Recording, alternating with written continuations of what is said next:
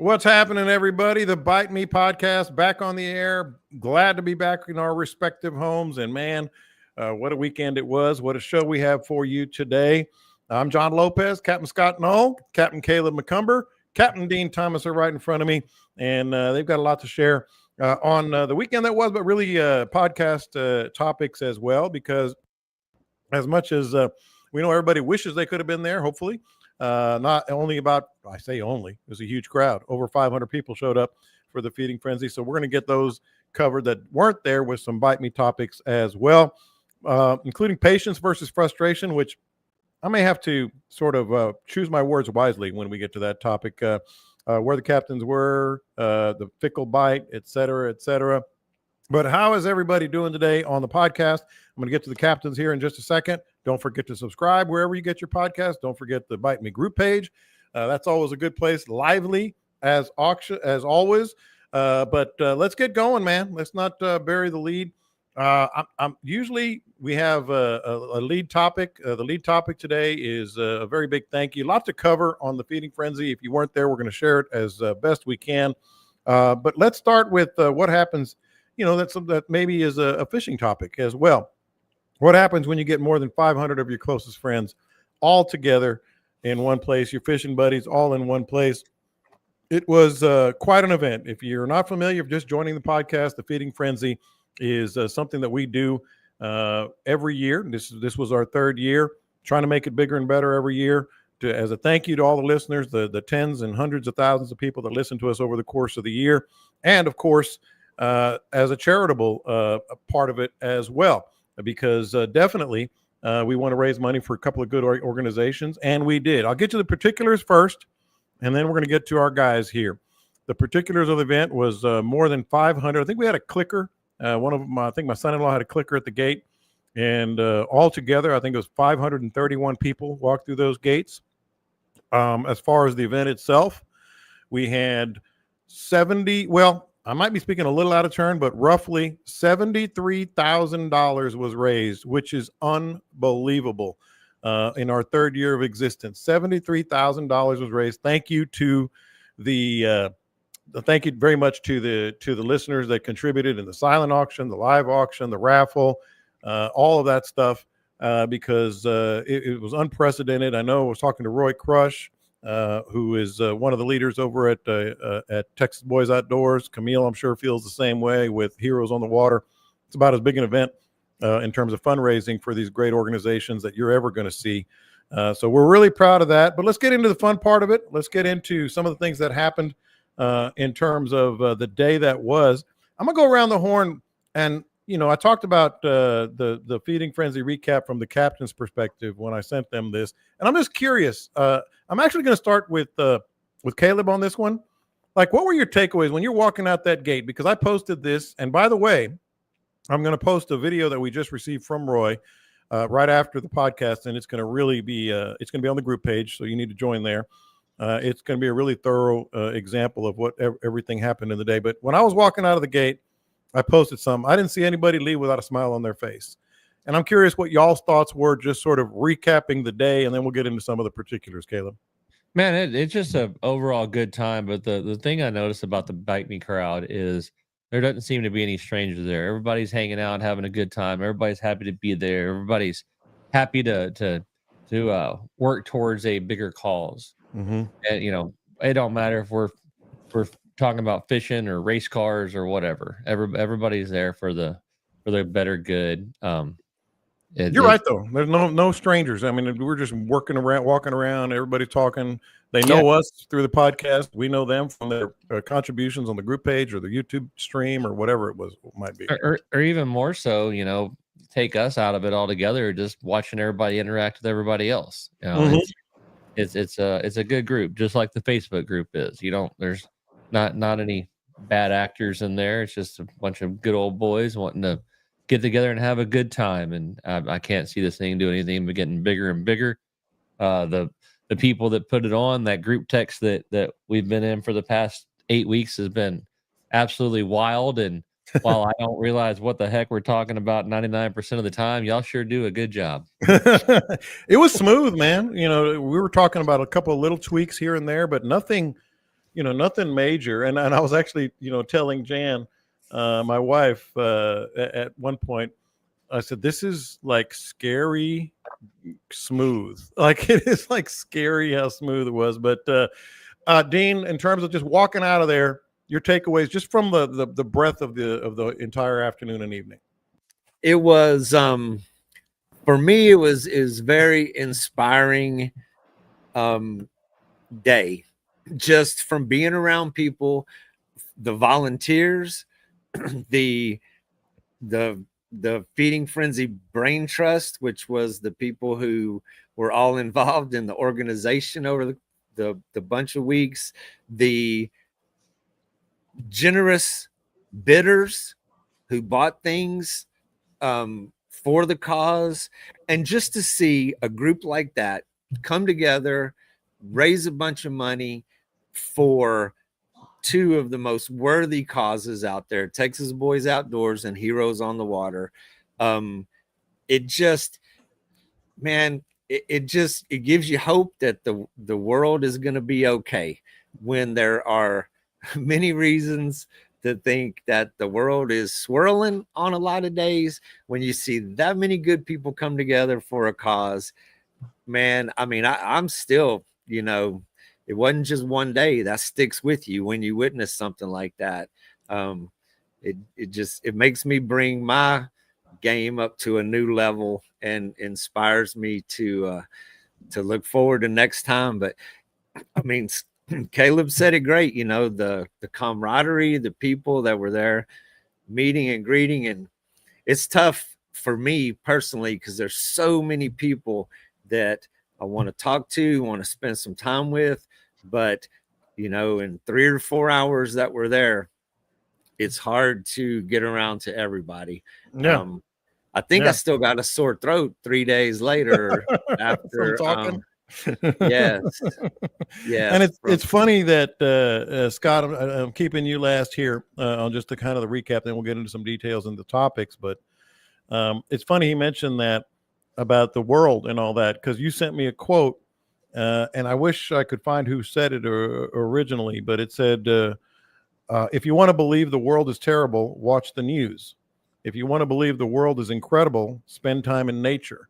And I thought that fit perfectly with the Feeding Frenzy. I guarantee you there was people from every walk, every side, both sides of the aisle, or maybe not even affiliated with either side of the aisle, and everything else. But it was just a great day. Your takeaways as you're walking out of there, by the way, holding a plaque. Yeah, We'll get to that. One of my favorite parts was turning around and seeing that all those tables and chairs have been handled this year. And that was awesome. That took we didn't have to back up our trucks.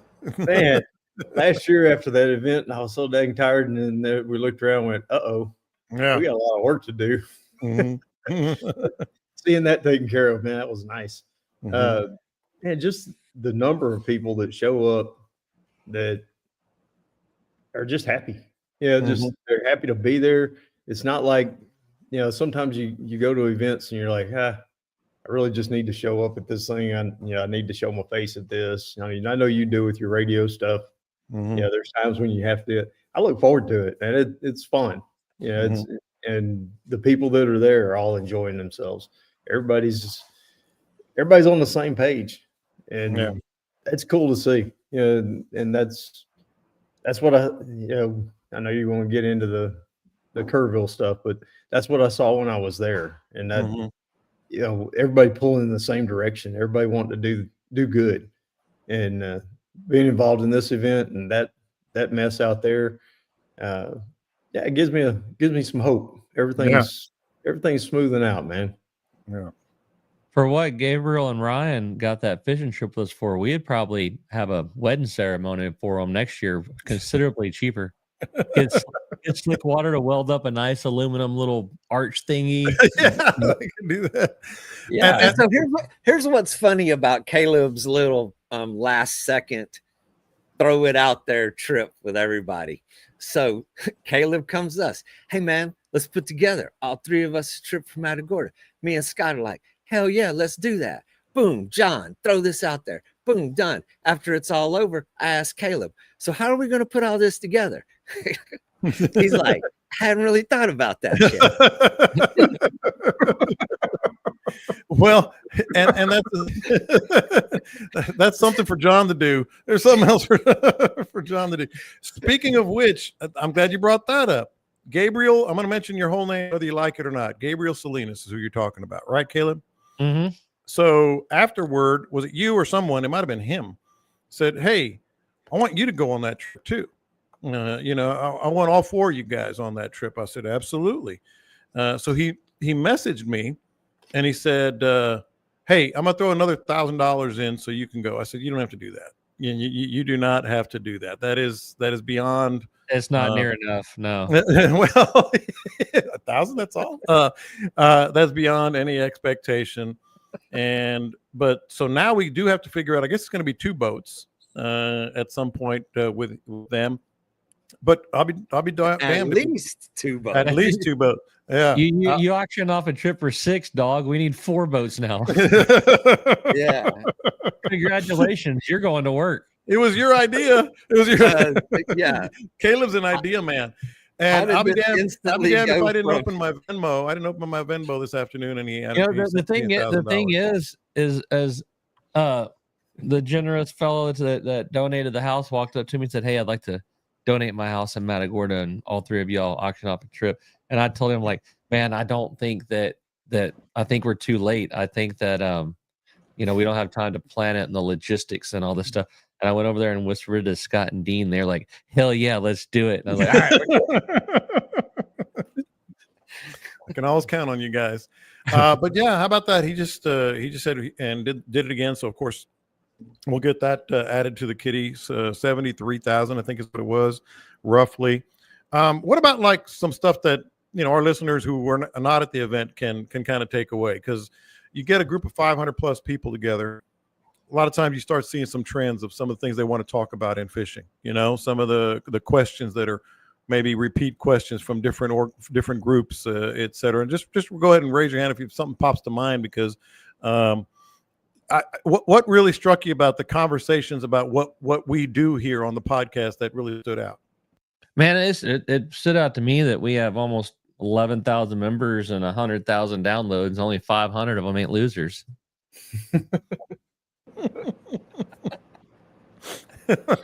Well, they can make it. No, that's not quite it. More fishing and podcast related than some of the things that you guys have heard. I didn't get a lot of fishing like specific talk, but there was an amazing amount of thank yous for the podcast. One of the best compliments is how we keep our conversation very real. And I also heard, more than once how, we aren't afraid to talk about the bad days and talk about the struggle days. I heard that too. And of course, my answer to that always is, I forget how many people are listening to this thing, because it is looking at you 3 numbnuts across the screen from me here. It's kind of like just a normal day with our normal conversations. We always say the same things anyway. Yeah. So they walk up and say, "Man, you helped me so much." It's like, really? You sure? That's a good one. I was like, yeah, man, that Scott Null is like a really smart dude. I catch a lot from him too. But I got that several times. Like, hey, just want to thank you guys because I've listened to every episode and I've learned so much, and you guys have made me a better fisherman and blah blah blah. And of course, I always defer to you guys, but it's appreciated. But Scott, I mean, so the standout, like, sort of, takeaways from that angle. Yeah, that's what Dean said. I get a lot of thank yous and a lot of, man, I just really like that y'all keep it real, and it just sounds like I'm sitting there listening to a bunch of my buddies talk about fishing. And that's what we wanted when we started it. We were 2 guys sitting on a tailgate, talking about fishing. And you and I always said, we weren't going to keep secrets. We weren't going to, no secret bait, none of that stuff. No secret. That's the first thing I told you. That's the first thing I mentioned to you. That we're going to keep it honest. Yeah, just keeping it out there. And people appreciate it. Yeah, that's the main comment that I get on my boat at the feeding frenzy. People that send me messages, it's always a thank you for they've had a rough day. You know, they were at work all day or whatever. They're looking forward to listening to us cut up on the way home. Mm-hmm. And, apparently the story times are their favorites. Oh, yeah. I mean, the fishing information is all great and all that good stuff, but they really seem to like the days that we kind of go off the rails and go into story time. That's the ones I hear back about. Yeah. I had a couple people stop me and tell me they really like my sarcasm on the show, and I didn't want to screw up their day Saturday, but I'll say it now. I'm being pretty serious. That's not always sarcasm. I really feel that way. I really think they're idiots.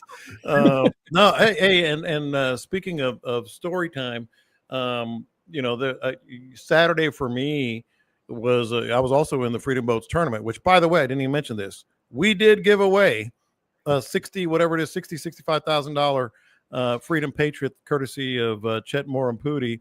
I think it was William Hyman was his name. Ecstatic. It was an awesome scene. Again, I'll post a video when we get on the group page when we get through here. It was really, really cool. We did that. So that's a story that he's going to have forever. And another couple of things y'all were talking about. I was talking about, and not a lot of, it was so smooth, not a lot of tweaks.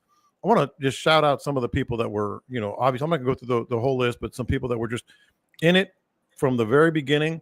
I was in the tournament, and our friend Chef Gonzo over at Gabriella's, he showed up at 11.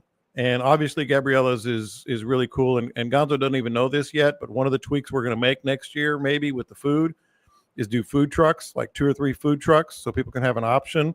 And it'll be maybe a little smoother and we won't have extra meals like we had last year and this year. I hate wasting food.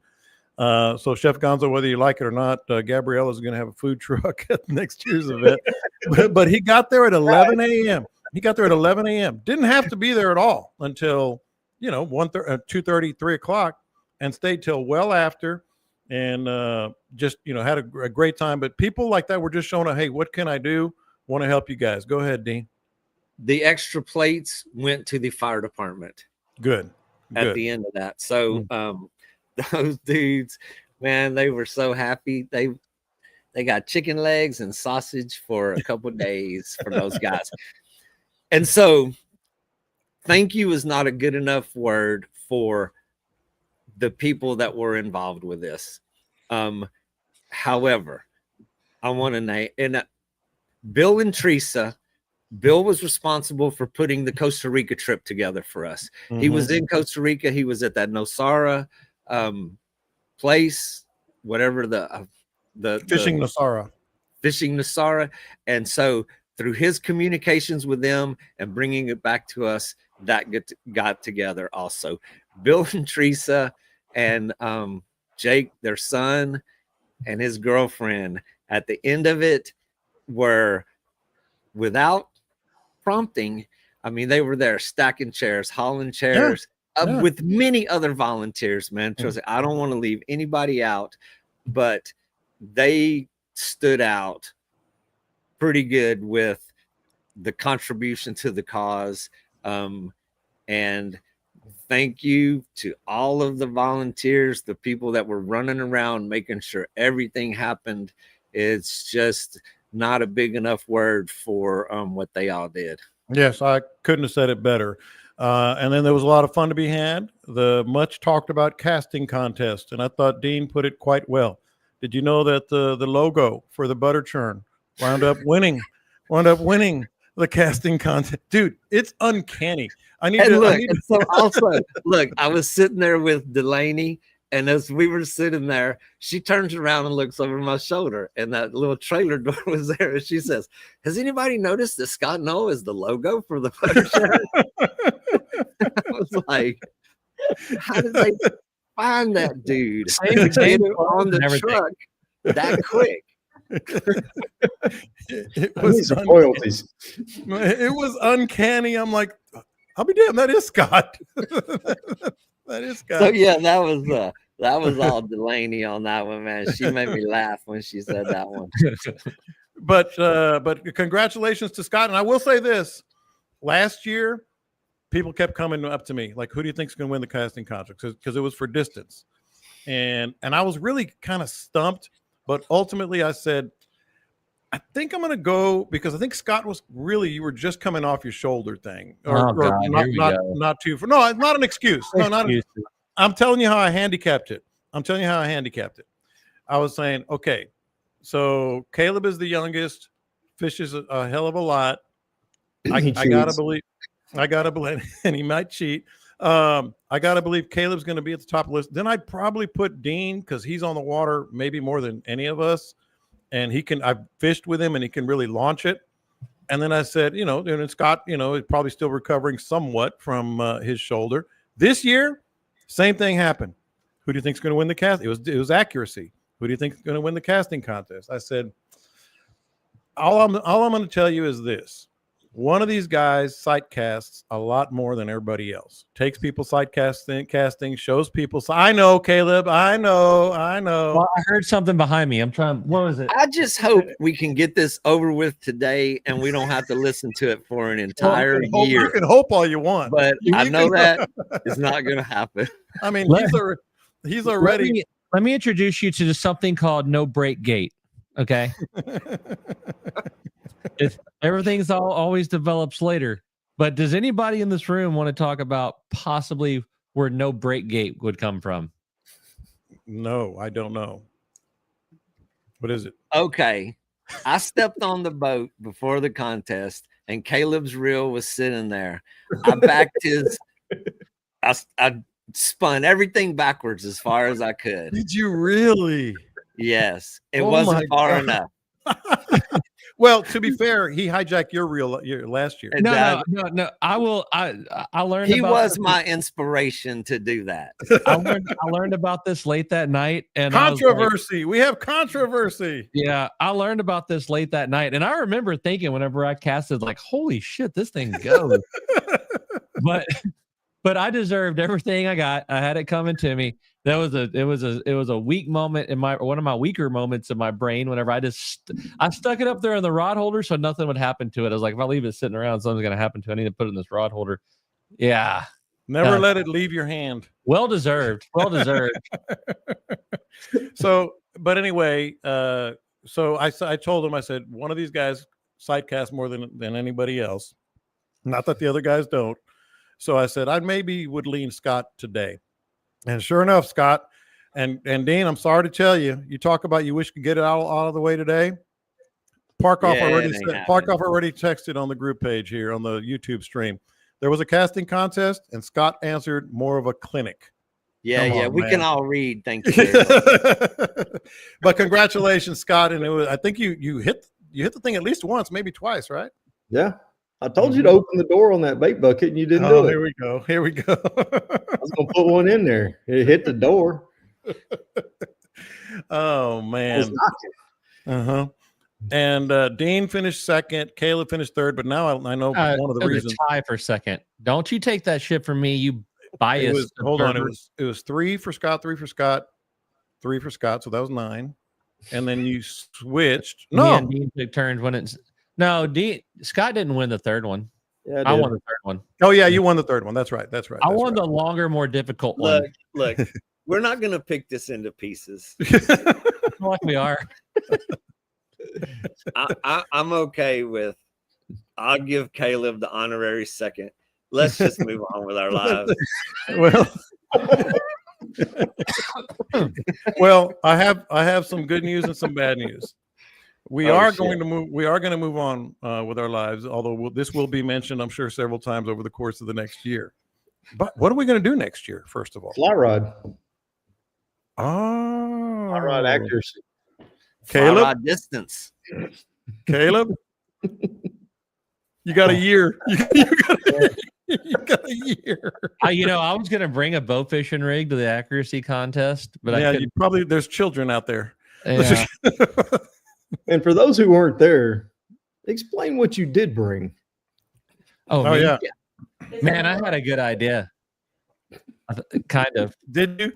I got an umbrella rig, and then I put 12-inch bass worms on all 4 corners of it. So I had a lure that's approximately 36 inches wide.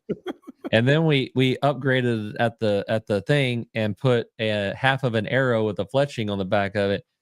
It didn't cast the way that I would liked it to have, but I'm gonna tell you what, a jig head with an arrow on it, that sucker will go.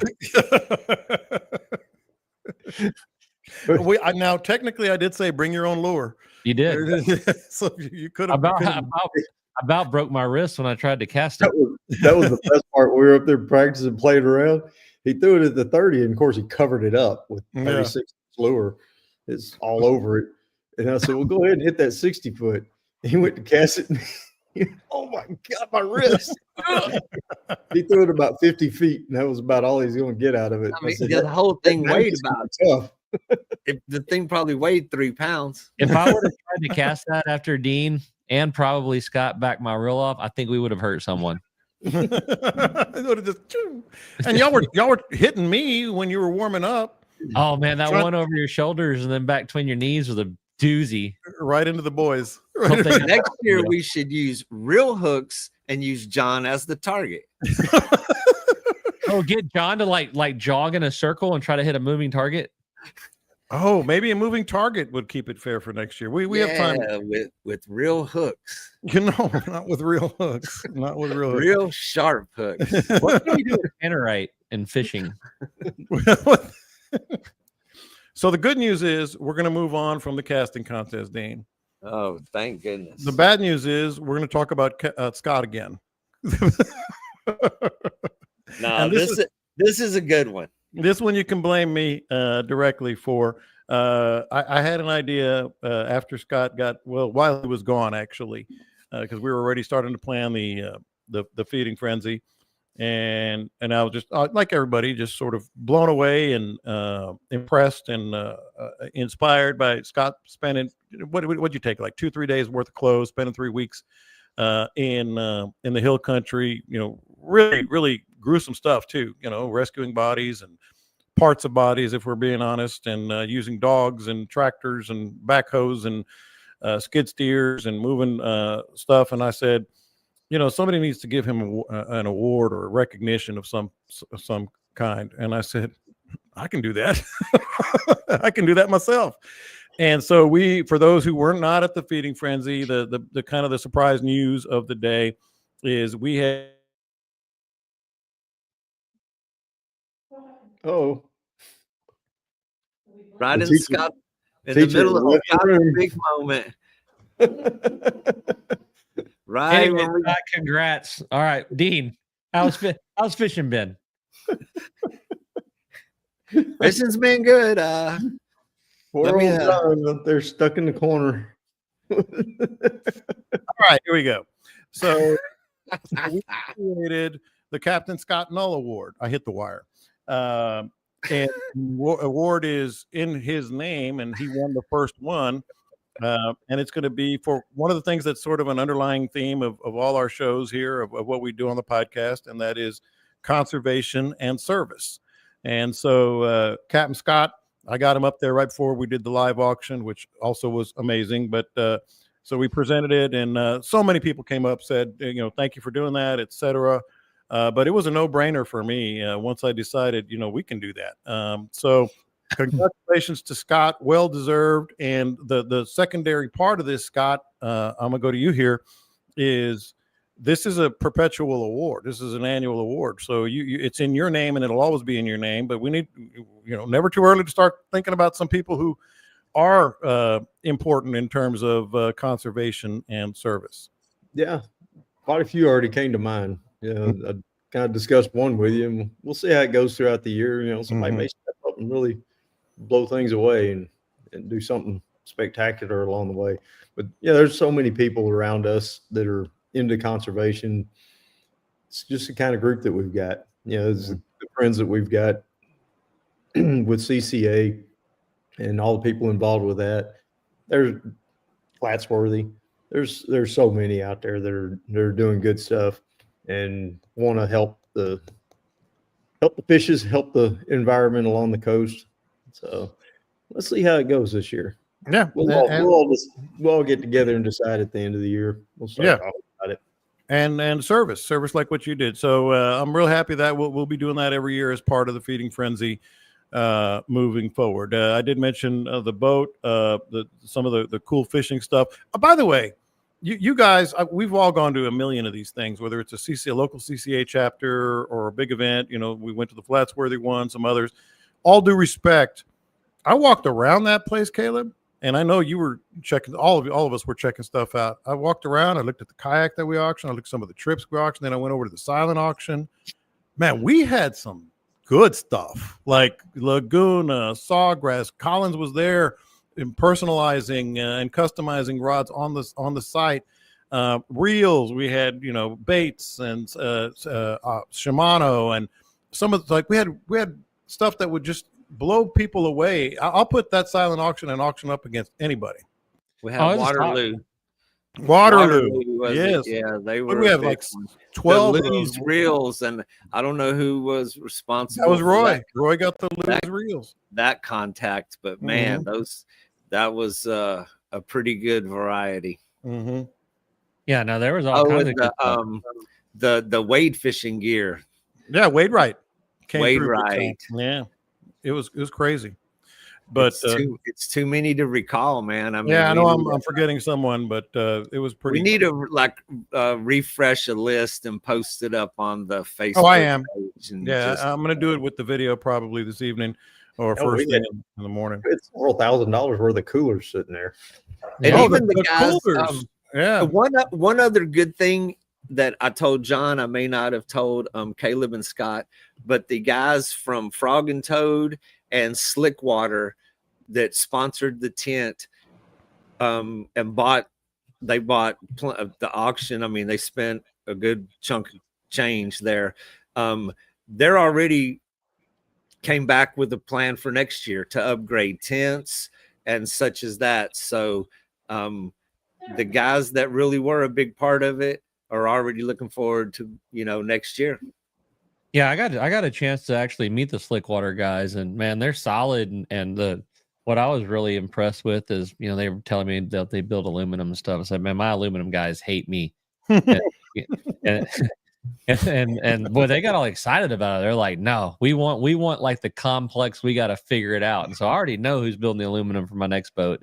Hey, and I know you piss off a lot of propeller people too. They do propellers also. So. Yeah, they do. You piss off a lot of people. Well, everybody's got their role in this organization. He's a professional on that. DOA sent stuff. I mean, name a brand that we believe in. The Boatyard. Jake Koshi and his wife drove up from Kima for the day, just to be there. Obviously, you mentioned Wade, right? Master Hitch, our friend over here in Houston. He donated a grill guard for your truck. That's $2,000 right there. It was humbling. It was really, really cool. But all right, so let's get into some other topics here. Do what we do and what this podcast is all about. Let's start with what we're seeing out there, because it's kind of a mixed bag, Dean. And in terms of the tournament, if anybody's wondering, caught some fish. Nothing worth. I caught 2 worth weigh-in for the weigh-in. But there were a couple of 18-inch trout, and I told my son, I think I told Dean, I'm not even going to weigh those 2 because the reds were all undersized that I caught for the tournament, and I don't want to embarrass myself more than I already have by just weighing 2 dinky trout. So that was that. But the day before, Dean killed it. And my son was with me, one of them. They both fished with me on the tournament, but my middle son was with me, and he's like, the curse. He's like, man, we found trout. We found good slot reds. We might win this thing. And I'm like, oh, God. I was like, oh, God, please don't. Please don't. But it was a finicky, fickle bite. Man, the rhythm of this week in general has just been, it's been a roller coaster ride. Leading up to the day before the tournament, my newly adopted son, which I usually don't say names, but let's just say Austin Thomas. Mm-hmm. Okay. I had them boys. Oh, there he is right on the list, Mr. Jay Schultz. Mm-hmm. I hope they never enter a casting contest. Because I had them boys on big schools of upper slot reds, and unbelievably, there was one that went totally suicidal out of the middle of the pack and ate a lure. But just the rhythm, we had days with crazy opportunities, and then the day of the frenzy, there was so much boat traffic on Saturday, before daylight. We had boats running the flats that disturbed it. And then for the last couple of days, we're like behind the new moon. And I mean, we've picked off a few fish here and there, but nothing like it was last week. So it's been a real... He said, "You fixed me, Dean." Ask John. I saw them on Sunday fishing together. Yeah. Here's a little more backstory to that. So these guys brought spinning rods as well as bait casters. So in the morning, they're tweaking their skills on bait casters, and they really wanted to practice, and they wanted to get some reps in. And so they're sticking with them, and they're picking out their backlashes, and they're sitting there. Maybe they wanted to practice untangling string. This is not an endorsement. But these fish, get to the good part. I mean, these were schools of reds that looked like a herd of buffalo. Bah! And the ones that went suicidal actually stampeded the boat. I mean, they swam up to the boat. And I even, politely recommended, maybe you want to grab a spinning rod. It's sitting right there. No, I want to practice. I want to do this. And so through all that frustration in the morning, then later in the day, they grab a spinner. Zing! Boy, they let that sucker fly 50 yards. And I'm sitting there, I'm like, where the hell was this morning? So that was quite an emotional roller coaster for me as well. But then whenever I was trying to be polite, and they're like, oh, no, man, you say what you got to say. And then it got a little rough. They gave you a pass. They gave me permission. That's when you called me, right? And right on speakerphone and everything else. I'm saying, what's going on? Blah, blah, blah. And he goes, well, these two guys can't catch their ass with two hands. Right in front of them. Right in front of them.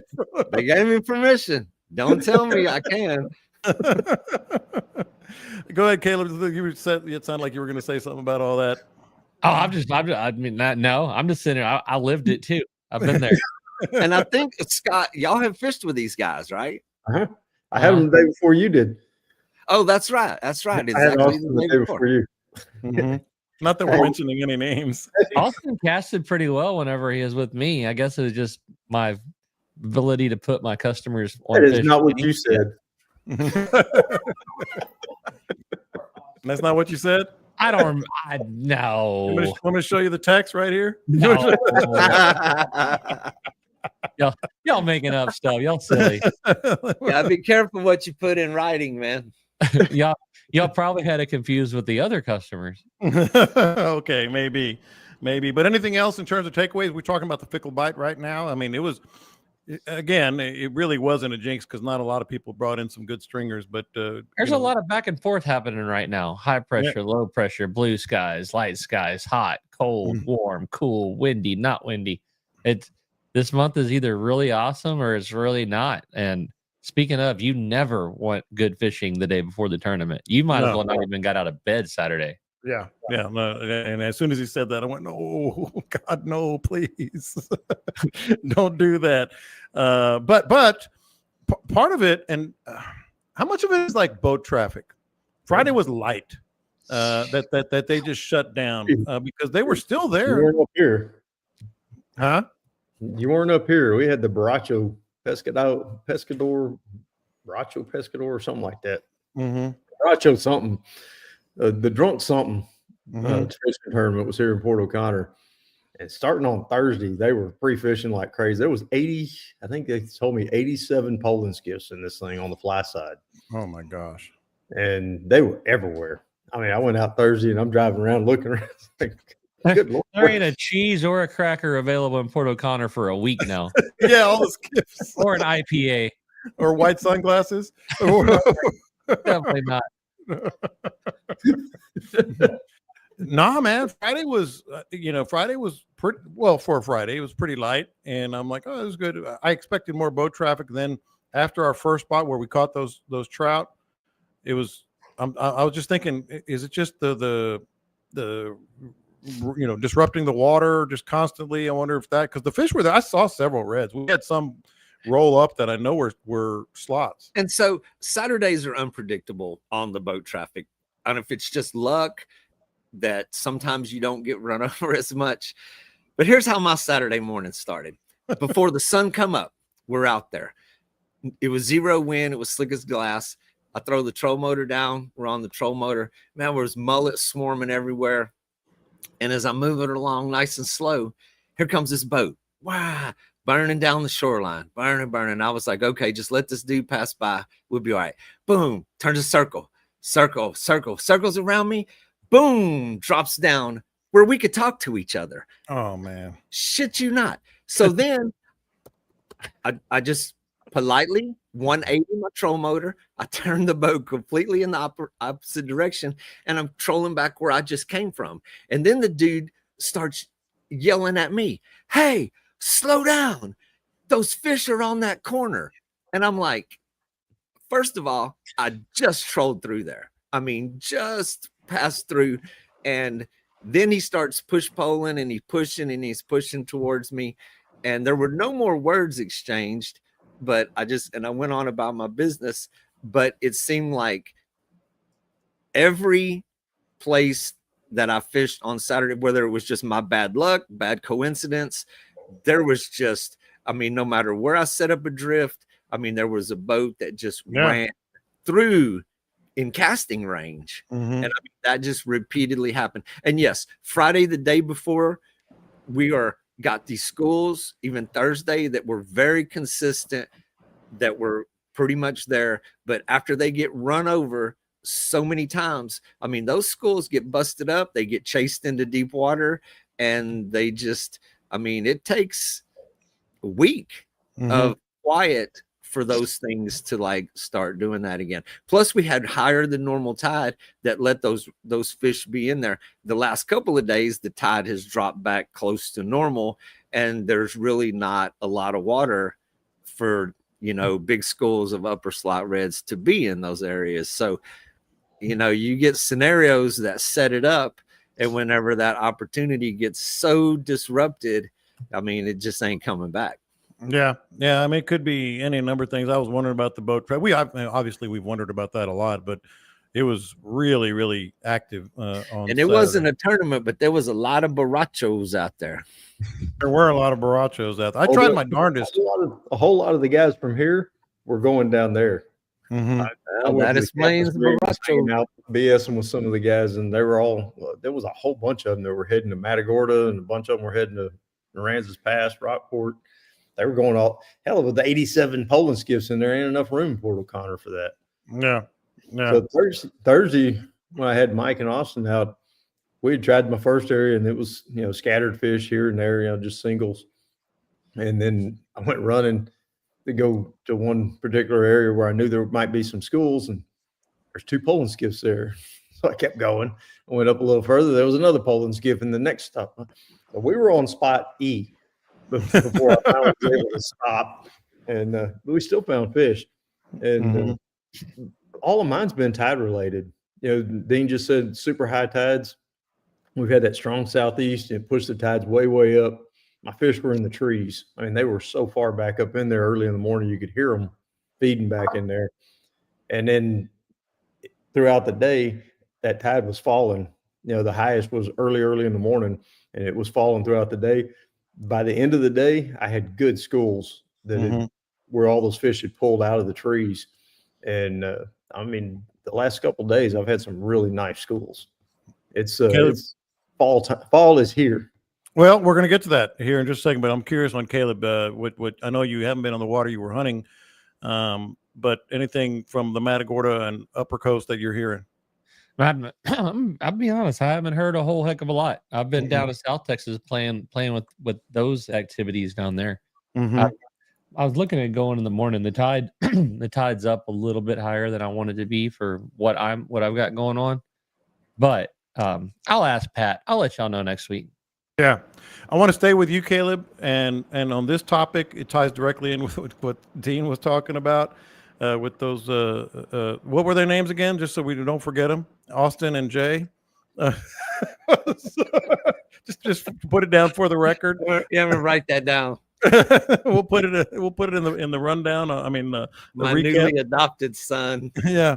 But let's truly not mention any names now, because you guys deal with this all the time, Caleb. Like someone says, and we've talked about it, oh yeah, I know how to throw a bait caster, or I know this, or I know that. Balancing, and I think a lot of our listeners can relate. I've done it. I'm not a professional guide, where you get people on, friends or friends of friends, and you have to try to stay patient and encouraging. But the frustration level, like what Dean was talking about, why don't you throw a spinning reel? How do you balance that patience and frustration when you're dealing with, let's just say, not casting contest winners? Man, you just get numb to it, really. I look at it this way. My job is for them to see a fish. Their job is to catch it. Yeah. If I can prove that I put them near that fish, I feel a little bit better about it. And then I insert some of that sarcasm that fellow was talking about earlier. And I was like, no, I meant it. And the other thing, pick up your own rod. Well, I mean, according to you, I don't ever sight cast and I suck ass at it. So no, I'm not going to do that in front of everybody. I did not say that. Oh, Scott, the sight caster here. This is why you piss people off. This is what it really is, John. Why some people don't like you. Me and Dean talked about it. Here's what really happened. We kind of threw a little bit because we want Scott to get as many accolades left as he can in his life. Good and he's got less time left than any of us. So we have hell, I mean, you're so serious about it. You put his name on one of them. I mean, it's like how many people you piss off. I wouldn't say that I got the least amount of time. This is true. This is true. Yours won't be natural. Some people might mistake your sarcasm for hatefulness. I don't get worked up when people miss fish. What I get worked up about is when they don't cast at them at all. That's what wears me out. I'm like, man, we busted ass to be here. I got up at 7 o'clock for this. We need to cast at these fish. 7. You're really busting it, aren't you? Yeah, that's what gets me. Missing them, no big deal. Whatever. We'll go see if we can't find some more. I did have some dudes on the boat with me a couple of weeks ago that all morning there was, like, I'm talking hundreds of fish within 40 yards of the boat, I guess. Yeah, we'll give it 40 yards. A little bit further than the target I won on at the casting contest. Oh God. And these dudes had hell, man. And this went on for hours. And then finally at the end of the fishing trip, they're like, yeah, we really don't throw bait casters. We prefer spinners. I'm like, I brought 3. There's enough spinners for all of you to have one.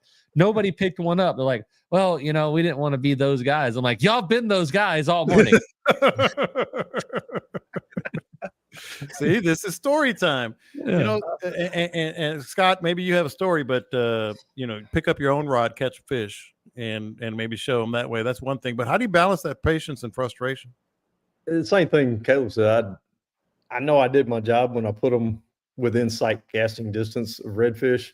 And if I put them in sight casting distance of 30, 40 redfish at a time in each school, and they don't get it, most of the time they realize that it was on them. They're excited to get to see them. Very, very, yeah. I mean, I get that all the time. Yeah, I had people out just yesterday that they had never seen tailing fish. They had never seen a school of redfish. They had never sight casted a redfish. They got to do all of that yesterday. They caught, I don't know, I think we caught 15, 20 fish, something like that. I don't know. It was a bunch. And they got to see all of them eat. And they'd never done that before. So they were just ecstatic about it. Had they been able to cast a little better, they probably would have caught a lot more. We had a lot of fish to shoot at yesterday. And the ones that get me are the fly fishing side. I get it all the time. I mean, Dean's been through this, I'm sure. Yeah. I've been fly fishing for 15, 20 years. I've experienced. ready to go. Let's do this. Then they get out there and they try to roll cast like they do on a little trout stream. Then you ask them, so where's your 15, 20 years of fly fishing been? On some streams up in Montana or in Colorado or wherever, throwing a little 4-weight. And they get out there. I've had guys that wanted to go fly fishing for tarpon, that the biggest rod they've ever thrown is a 4-weight. We're throwing 12 weights. It's like a broomstick. You're not ready for that. You need to step by step. Let's go get you some redfish first, and then we'll work our way up to some jacks. And once you learn how to fight the jack, then we'll go play with some tarpon. But, you said story time. When I first started guiding, I thought, all right, I got all rigged out, and I'm in Mr. Shimano. I got some bait casters here. I got all rigged up. I'm gonna have some good equipment for my guys.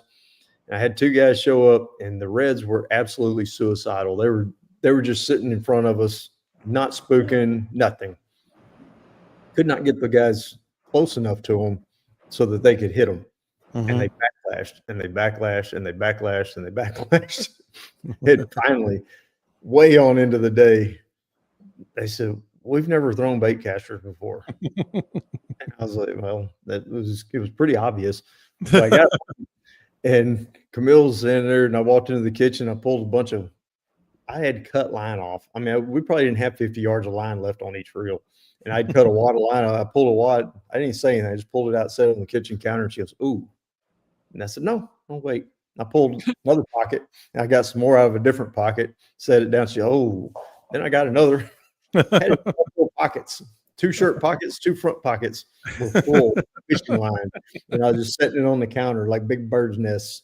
And that was when I went and bought spinning reels for everybody. If you don't bring your own rod and reel when you're getting on my boat, and you don't bring your own gear, you're getting a spinning rod.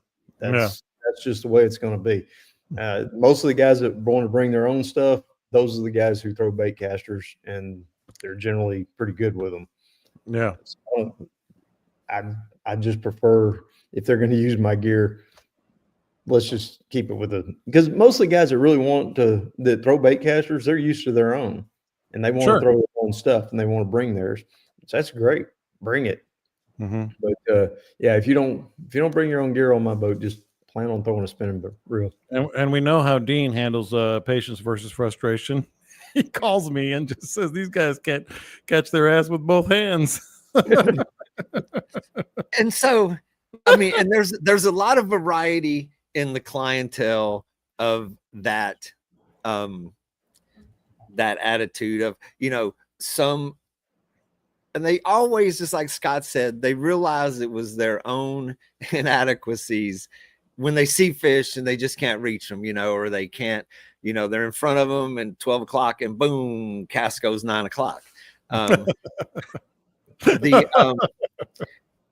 if they, and some of them, some of these guys will say, I want to learn, I want to take some time, I want some practice. And it's like, great, it's a great place today to do that.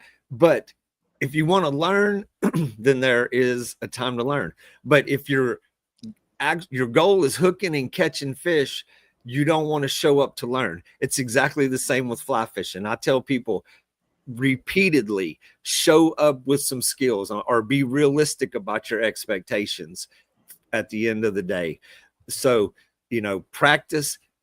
Casting a bait caster is an acquired skill. It doesn't just come out of the box ready to roll as a user-friendly item.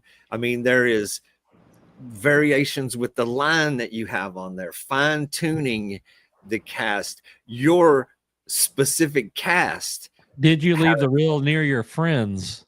There's that. Then there's that. But there's a lot of aspects that go into being proficient with the bait caster that does require, years of practice. It's, guys that are out there and letting that thing fly 50 yards, with some amazing hang time and just out there, that doesn't just happen in one day. That is a lifetime of practice and developing skills and a cast. I mean, to let that thing fly and not backlash, it's like the trajectory that it leaves the rod tip. It's loading the rod. I mean, you have these rods that are designed to load, and then it has what weight is on it. You know, is it a jig head? Is it a top water? Is it a 16th ounce? Is it a quarter ounce? Every one of those slight changes make a big difference in the performance. Did you just have a blow up or a bite? Because a lot of times you change what you're doing. You get excited and I catch myself still doing that sometimes. And like, oh, I know what I just did. Like, I know what that went there. You know, and spinners are just, they're amazing. I mean, they are user friendly. You put the same line side by side on a say a 7-foot rod, 7-foot spinner, bait caster. I mean, you'll get an argument that I can cast further or as far with a bait caster, but 9 times out of 10, that spinner is going to go further. Now, there are accuracy issues with the spinner just because the weight of the reel is off of the rod. With a bait caster, that reel is in the palm of your hand. The weight is right there. So being able to gauge the release and those things, accuracy can be a little better. And Camille is shaking her head no. We know what she throws. A lot of that, though, depends on what you grew up doing. Because I've had Ed on the boat, and that's all he's grown up with was throwing spinning reels over in Florida. And that dude, I mean, I put him on a bunch of fish, and I swear if that redfish had yawned, he'd just thrown it in its mouth. I mean, the dude is super, super accurate with it. Camille, that's all she's thrown all along is, the spinning reel. I take her out there and she nails it. It's all in what you're used to and what you've been throwing. When I first started picking up spinning reels, they told us over in Florida, oh yeah, you got to have a spinning reel so you can throw up under the trees and skip one. And I got over there, hell, throw it under the tree. Hell, I was just lucky I got it to the trees, and not in the tree and not way down the line somewhere else. But over time, I've gotten a lot better with them. The hardest part is making that smooth release with your forefinger. You've got that line on there, and being able to release that smoothly as you're casting. It's the same thing. It's all about timing and where the rod is in the cast and where the lure is and how it leaves the rod. And most importantly, what Scott said a minute ago, it's what you have grown up with. It's what you have practiced with. And if you've done that your whole life, well, of course, you're going to be a little better with it. But, when we're talking about clients on the boat, people that don't fish that often, and, how do you help them achieve distance and accuracy and consistency is a challenge. And I know that 2 of us on the screen are polite and suggest helpful hints, while one of us is sarcastic and hateful. The thing about that is I still don't know who you're talking about. That only adds up to 3, though. Now there's one of us that's just nothing. And I don't know who the hell you're talking about. Is the polite one and who's not? Weird. Yeah.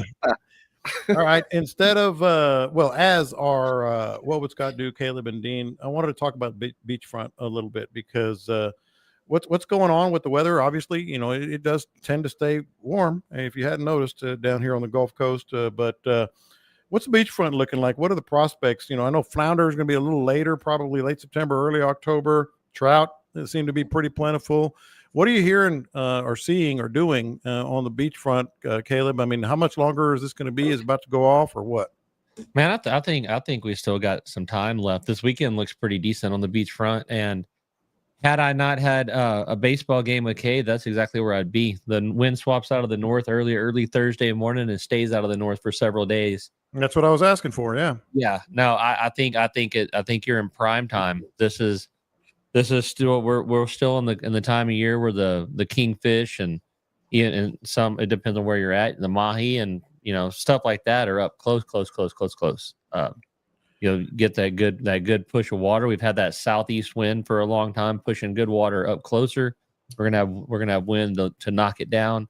I wouldn't hesitate 1 second to go to the beachfront, assuming the forecast is correct, and it does lay down pretty stinking good. But I've seen flat on a couple of the forecasts, and yeah. Dean, is there Saturday? I'm going to surf Sunday.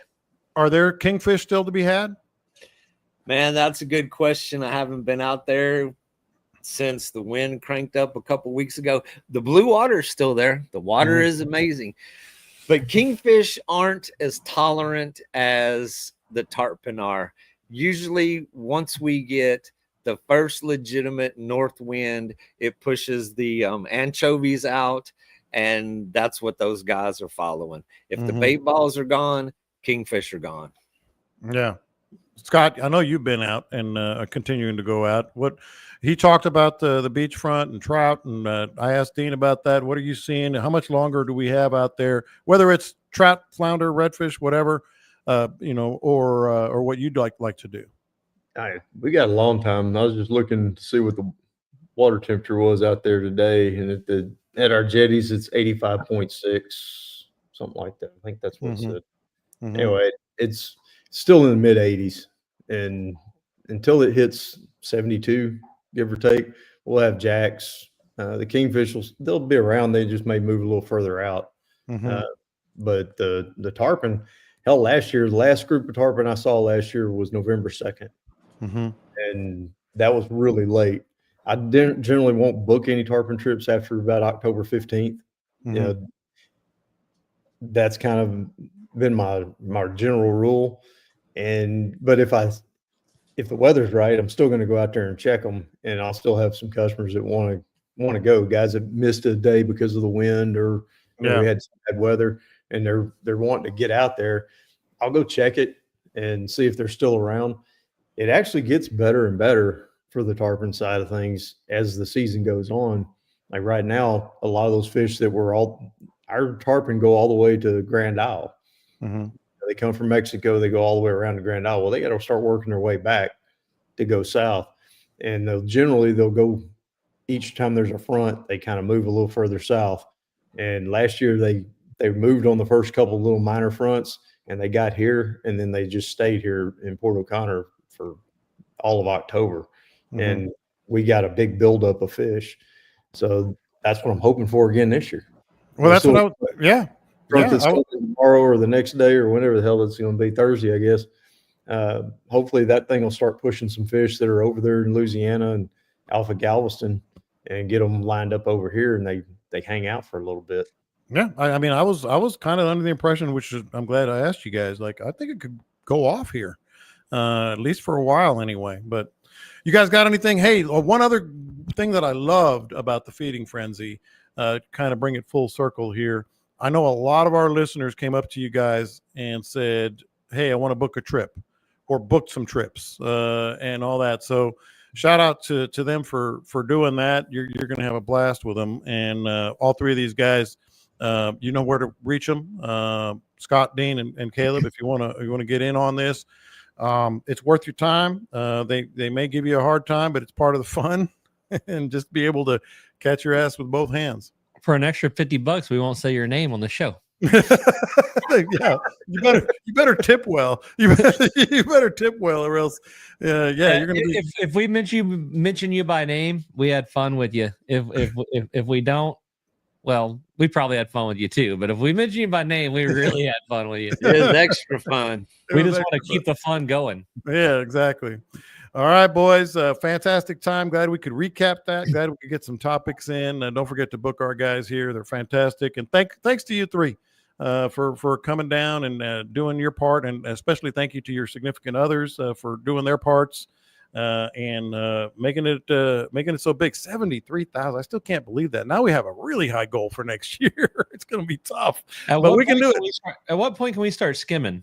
Yeah, well, I don't know. I mean, I do have to turn in taxes every year, so we'll see about that. All right, boys. You guys really appreciate you joining us. Don't forget to subscribe wherever you get your podcast. YouTube stream live every Tuesday at 2 p.m. And we post the podcast about 6 p.m. You guys have a great week, a great weekend. Thank you again. Catch them up. We'll talk to you next time. Scott says, I put on a show without commercials. He's proud of himself.